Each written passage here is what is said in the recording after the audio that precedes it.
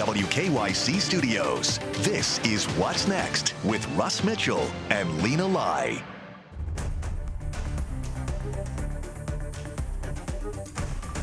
I'm filled with grief and anger at the heinous assassination of Charlie Kirk on a college campus in Utah. This is a dark moment for America.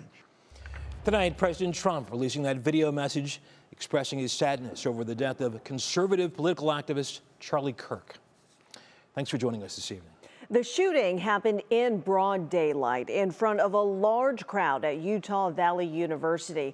Kirk had been talking about mass shootings when the shot was fired. And tonight, the shooter has still not been caught. The hunt continues. Two people who were taken into custody earlier today have been released. Sherelle Hubbard has details. Utah's governor calls the death of conservative activist Charlie Kirk a political assassination. 10 to 20 seconds later, after I got done talking to Charlie, I saw that he was shot in the neck and that he was squirting blood everywhere. Kirk was shot before an audience of 3,000 during a speaking event at Utah Valley University Wednesday afternoon. Kirk was a hugely successful radio host, social media influencer, and political organizer who gained notoriety for his fiery right-wing views.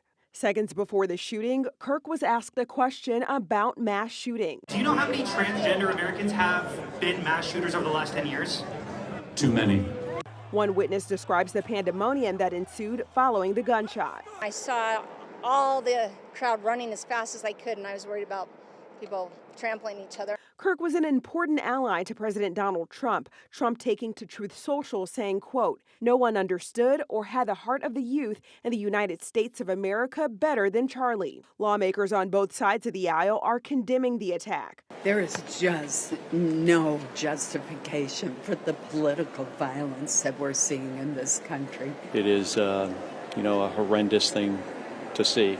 Utah's governor called Kirk's death a dark day for his state and a tragic day for our nation. When someone takes the life of a person because of their ideas or their ideals, then that very constitutional foundation is threatened. I'm Sherelle Hubbard reporting.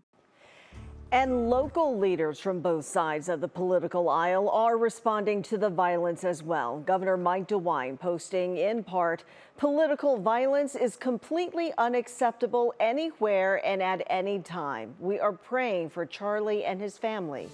Meanwhile, Ohio Democratic Congresswoman Shontel Brown writes in part, "I am sickened by the attack on Charlie Kirk in Utah today. Absolutely horrifying. Politically motivated violence is abhorrent, un-American, and a threat to all of us."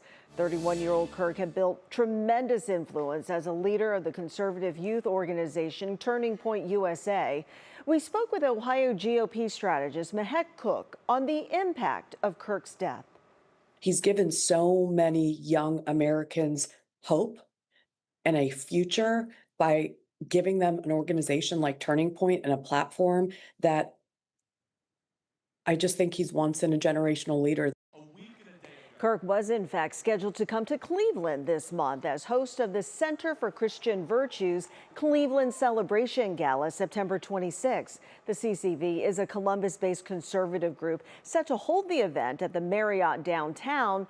No word yet on what organizers will do next.